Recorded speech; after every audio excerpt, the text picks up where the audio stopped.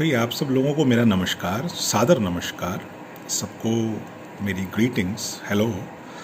कल जो मैंने वीडियो बनाया अपने बेंगलोर यात्रा का, मुझे उस पे ये कहते हुए खुशी है कि कुछ लोगों ने उसको देखा, कुछ लोगों ने कमेंट किया और जनरली बड़ी हौसला अफजाई की, बड़ा इनकरेज किया। तो मुझे ऐसा लगा कि भाई एक दो वीडियोज़ और प्रोड्यूस कर सकते हैं।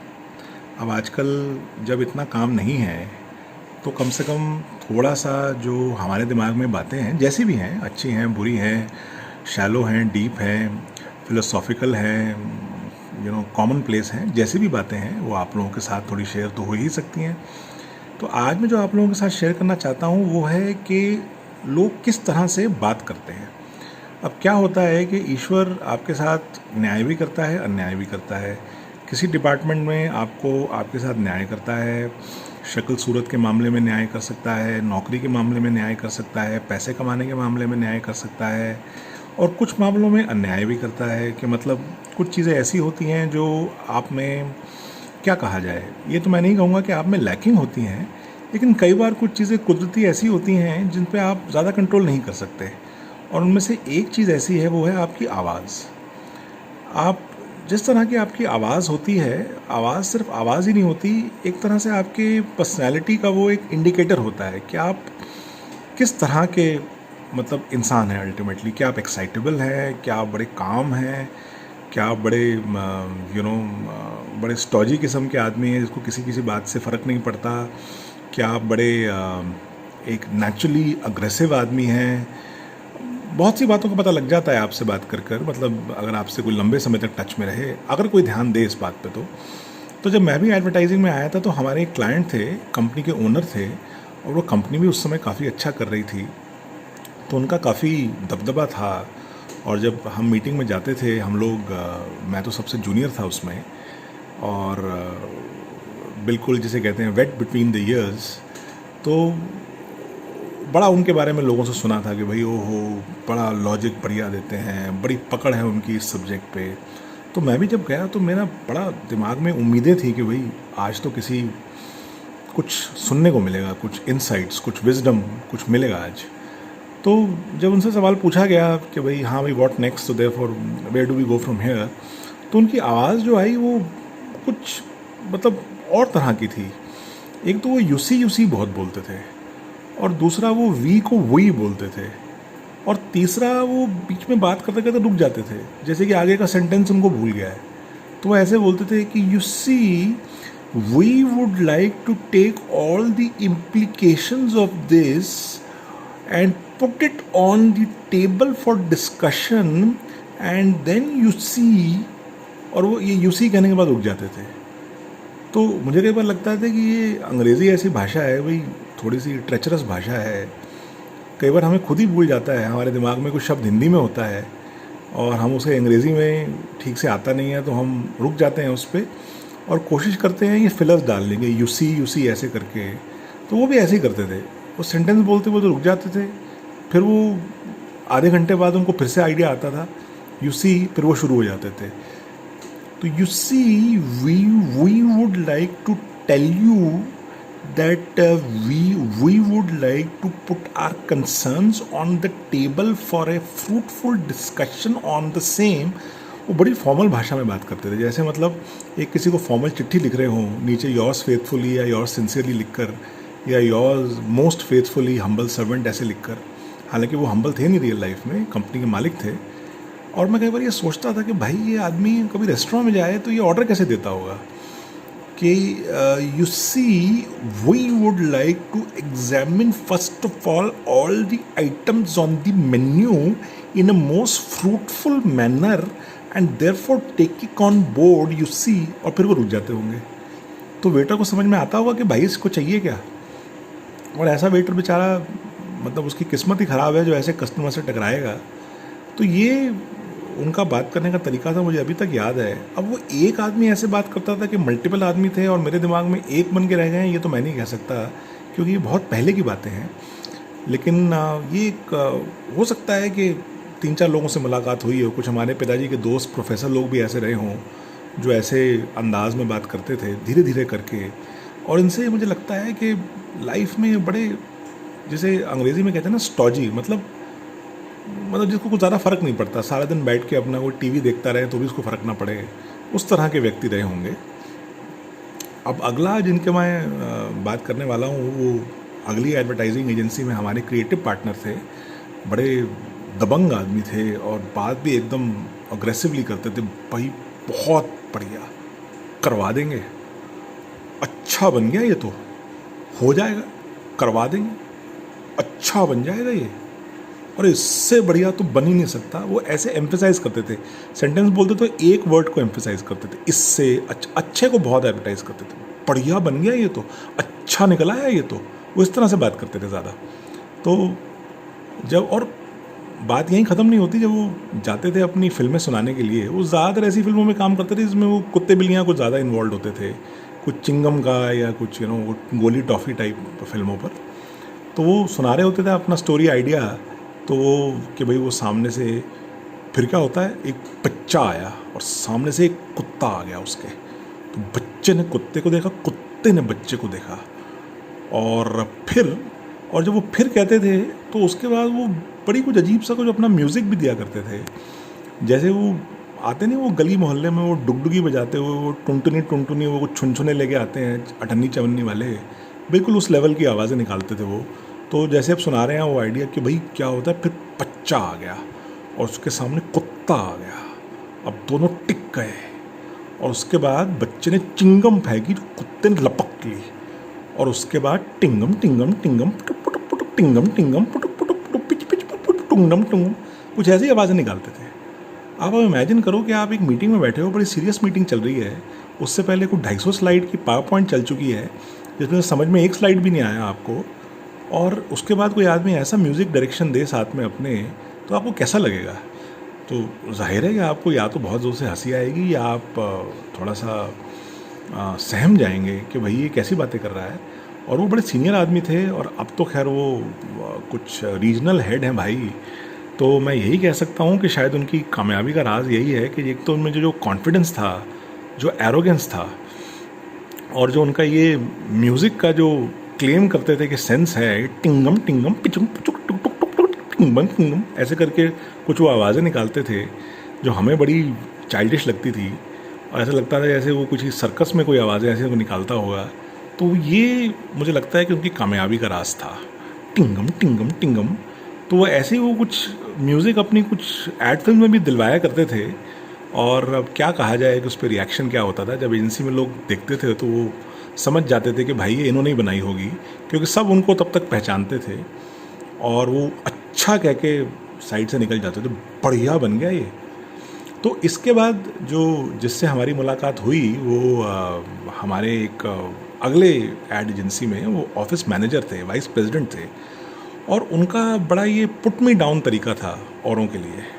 जैसे वो होता ना कई बार कि तुम लोग क्या हो बेटे, तुमने अभी देखा ही क्या है, अरे तुम्हें तो सोचना भी नहीं आता, अरे मुझसे सीखो। और वो सेंटेंस को यार कह के गया करते थे, व्हाट्स हैपनिंग यार, where were you, what's happening यार, I have been observing you for 2 days now यार, यू नॉट इनटू इट यार, पुल अप योर पैंट्स यार, यू नॉट डूइंग वेल यार। वो ऐसे हर चीज़ में वो उनका होता था पुट मी डाउन, कि तुम लोग क्या हो। कोई डिस्कशन चल रहा है, हमने कोई बात कही, हमें लगा कि हमने बहुत अकल की बात की है, व्हाट इज दिस पॉइंट यार, you people don't think it through यार, हाँ, यू जस्ट से इट यार। तो यार यार भी कहते थे कि भाई चलो मैं तुम्हारे लेवल का ही हूँ यार, मुझसे भी दोस्ती कर लो, लेकिन बेटा don't cross my path ever, हाँ, मैं तुमसे ऊपर हूँ, ऊपर ही रहूँगा। तो वो क्लाइंट मीटिंग्स में भी बड़ी क्लोजली हमें मॉनिटर करते थे कि हमने कोई बात ऐसी वैसी कह दी तो बाद में आके स्पेसिफिकली बिठा के बताते थे, you shouldn't have said that यार, नो यार, नॉट ऑन यार, before you open your mouth यार, you should think of it 20 times यार, थिंक इट थ्रू यार। तो यार यार बहुत कहते थे, और व्हाट्स हैपनिंग यार उनका मतलब ऑलमोस्ट तकिया कलाम था। वो मुझे लगता है रात को सो के उठते होंगे सुबह, तो वो गुड मॉर्निंग की जगह अपने घर में व्हाट्स हैपनिंग यार बोलते होंगे, तो इतना ज़्यादा उनकी ज़बान पे चढ़ा हुआ था। तो हमारे जो इमीडिएट बॉस थे, बड़े नटखट से हमारे पंजाबी बॉय थे वो, तो वो उनकी नकल बहुत उतारते थे, और वो व्हाट्स हैपनिंग यार को सुनाते रहते थे लोगों को। तो एक बार हम कार में किसी क्लाइंट के पास जा रहे थे, तो उन्होंने पूरा गाना बना लिया इसका, व्हाट्सएप यार, व्हाट्सएप यार, ऐसा गाना गा के उन्होंने सुनाया मुझे। अब आप समझ सकते हैं कि भाई क्या असर हुआ होगा।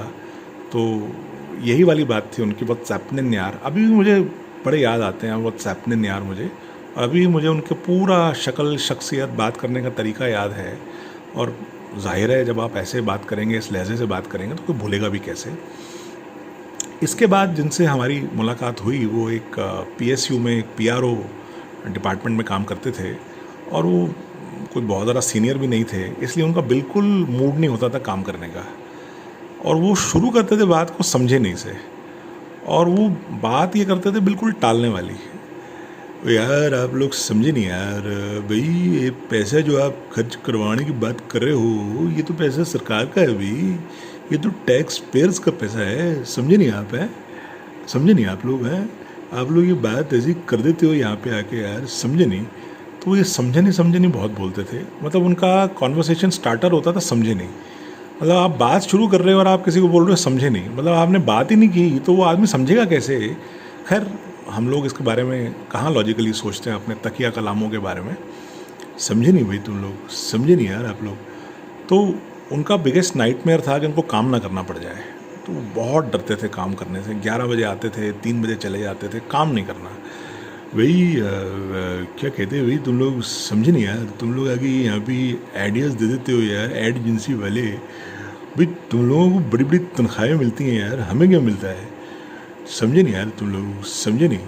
तो वो समझे नहीं पे रहते थे ज़्यादा। तो जाहिर है कि वैसे आदमी से अब तो मुझे लगता है कि वो रियल लाइफ में भी कैसे रहे होंगे। मतलब यहाँ तो वो काम नहीं करते थे, क्या घर में भी कोई काम नहीं करते थे? अगर उनको की मिसेज उनको बोलती थी कि भाई जाके सब्ज़ी ले आओ, तो ये बोलते थे समझे नहीं यार तुम यार, भाई सब्ज़ी लाने में पैसे लगते हैं भाई, पैसे की टैक्स पेयर्स का पैसा है भाई, कैसे ले आए सब्ज़ी? क्या वो ऐसे बोलते होंगे अपनी मिसेज को? खैर चलो, जो भी था उनके अपना और उनकी मिसेज के बीच की बात थी, हम उसमें क्या कहें। इसके बाद एक कॉलीग की बात कर रहा हूँ, जो बेचारा बहुत ही एक शरीफ और एक बहुत डाउन टू अर्थ और दिल का अच्छा आदमी हमारा। और बड़ा दुख होता था क्योंकि भगवान ने उसके साथ अन्याय किया था, उसको आवाज़ बड़ी अजीब देके।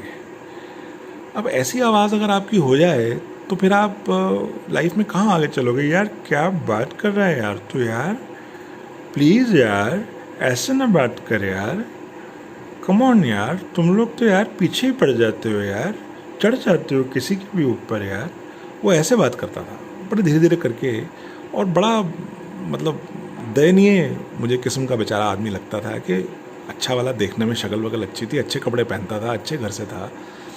आवाज़ अगर ऐसी कोई दे दे भगवान, तो कई बार कोई रोमांटिक गाने में गाता था तो कुछ इसी आवाज़ में गाता था, परदेसी परदेसी जाना नहीं मुझे छोड़ के, ओ यारा वादा निभाना, याद रखना भूल न जाना, परदेसी परदेसी जाना नहीं।